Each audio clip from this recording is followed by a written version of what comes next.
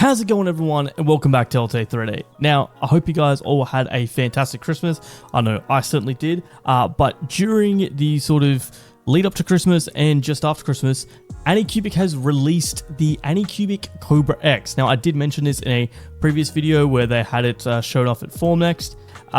Well, it's currently now up on the website for a pre-order deposit, so let's have a look at the pricing and what the final pricing actually is. Plus, all the features and so forth to see if it's even worth it, because in my opinion, it's just another Bamboo Lab A1. If you enjoyed the video, don't forget to like, subscribe. Without further ado, let's jump into the features. Alrighty, Anycubic Kobra X deposit. So currently, I believe it's a $10, like $10 US deposit, equals $30 off the early bird payment, and it's between December 26th and January 14th. Then after that, the early bird payment starts at Jan 15th. Deposit policy, non-refundable and non-transferable. So unlike the Snapmaker U1, where you could put down a deposit and get it refunded if you didn't back it, here they're just not going to refund it at all, which isn't great, but I guess it is what it is.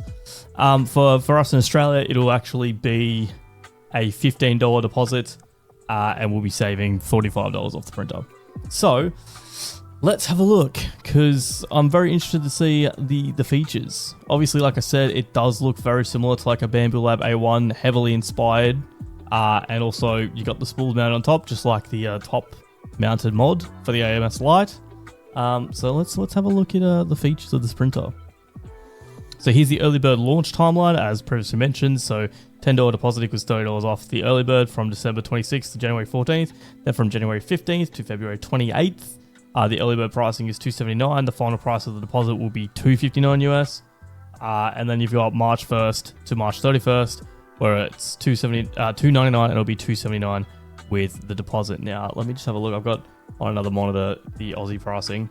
So it'll be $446, but with the discount it'll be $416, and then it'll be $478, but with the discount $448. So honestly, not bad pricing at all. It's under the A1, and it's also under the AD5X. So if it prints well, not a bad option at all.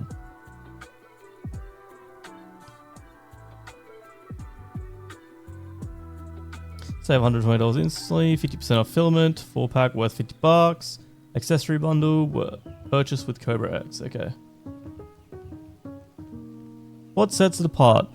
4-color built-in and 19-color maximum. Yeah, it's very interesting, this 19-color maximum. I would love to see how it's 19. I'm a little bit confused by it, but I guess it'll let us know further down below. 2 times the speed, 2 times the material savings, soft, hard, multi-material printing, the perfect first layer, like every 3D printer manufacturer says. AI detection, intelligent remote printing. Remote printing? Is that monitoring or is that printing? If it's printing, you already went up FlashForge. So let's have a look. Anycubic, the dawn of a new era. First ever Ace Gen 2. Yeah, I'm interested to see what this is. The Ace Gen 2 technology at the core of the Kobra X reduces multicolor filament purge length by a massive 81.25%. This not only dramatically cuts print time, but also cuts filament purge waste, turning every spool into a more cost-effective success. Let's have a look. So overall filament purge length on the Kobra 3 V2 was 160 mil, and now it's down to 30 mil. That's pretty damn good. Not gonna lie, it's very impressive. Shorter distance between filament cutter and nozzle, 52% reduction. Okay, and then comparisons. Other printers 27 hours, Kobra X 8 hours, 2 times filament saving. I'd very much like someone who has one of these to test that, because I'd love to see how accurate it is. Plus, I would like to know what the other printer is. I'm going to assume it's a Bamboo, like a Bamboo Lab A1. I'm going to assume.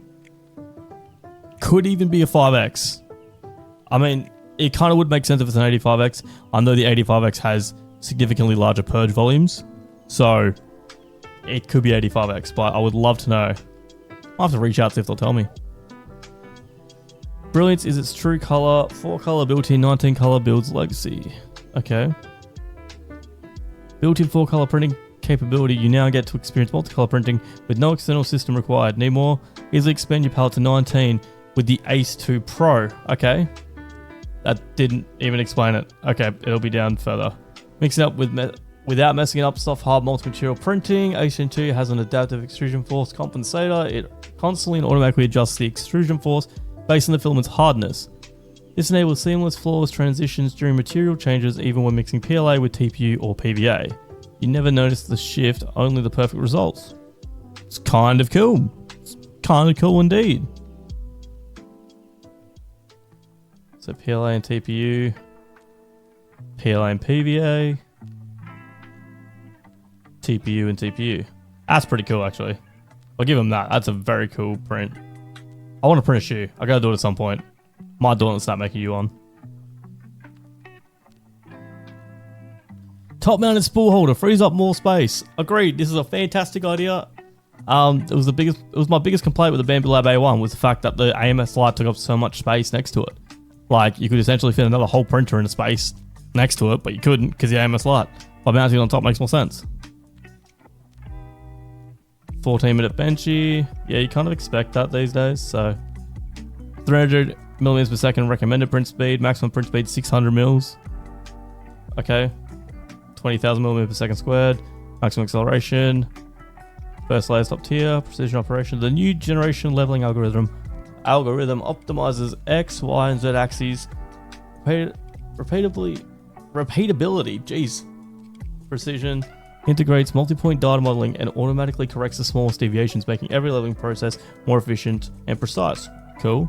Even heat distribution, you'll like to see that. Optimize thermal routing and bottom support plate structure, improve the overall thermal uniformity of the hotbed. Maintaining consistent heat across the entire hotbed surface and superior flatness. Cool. Is that an A1 mini? Or was that an A1? Auto leveling, 49-point auto leveling with 100% manual compensation free operation. Cool. Obviously, vibration compensation plus flow dynamic calibrations. Very cool. I want to see this nozzle because it's similar by the looks of it to the A1 series and so forth now.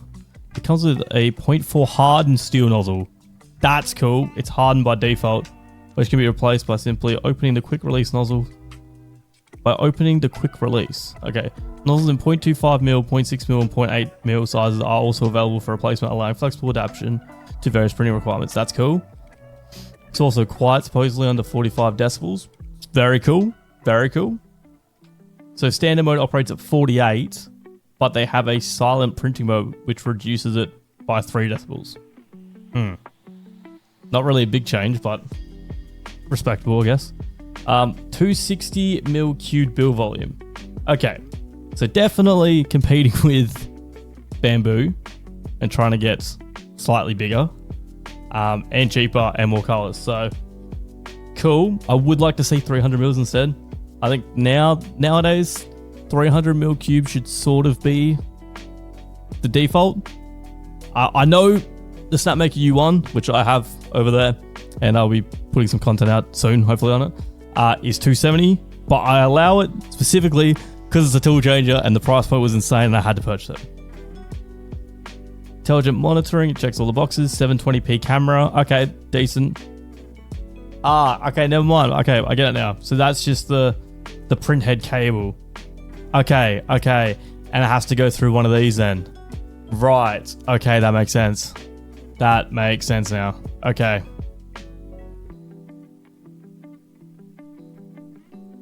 Doesn't make sense? 4, 8, 12, 16. No, it doesn't make sense, does it? It does not make sense. 19, 4, 8, 12, 16, 17, 18, 19. What? It should be 20. Unless all of these have to go, they're all connected together in tandem and then go into one of these. Yeah, I think. Someone let me know. I'm confused, but to be fair, it's late for me. It's like 11 p.m. I'm currently recording this. I've been up for hours. So I think I've got that nailed. 4, 8, 12, 16, going into like slot 4. Then you got 17, 18, 19. I think. But overall, honestly, that price point, I don't think it's too bad at all. I mean, 446 Australian, 279 US, 260 cubed, 4 colors, supposedly less waste.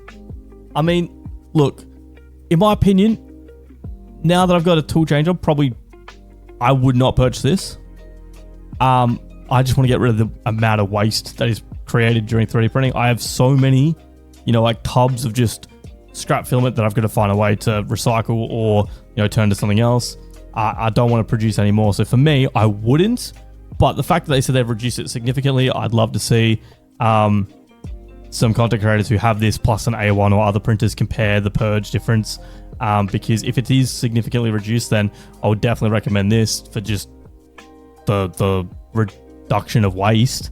But also the price point's really damn good, especially comparing it with, the 85X and the Bambu Lab A1. So let me know your thoughts in the comments down below on the Anycubic Kobra X and whether you'll be getting one. And if you think that what I said in regards to the Ace 2 Pro setup, that it's 4, 8, 12, 16, and that goes into 1 plus 3 extra spots, because I think they need to make that a little bit more clearer. But yeah, let me know your thoughts on the comments down below if you're going to get one. If you have got one, like you're another creator who got someone early to test out, let me know some info. Let the others in the comments below know some info as well. Once again, I hope you guys all had a happy Christmas and got spoiled. And as always, happy printing.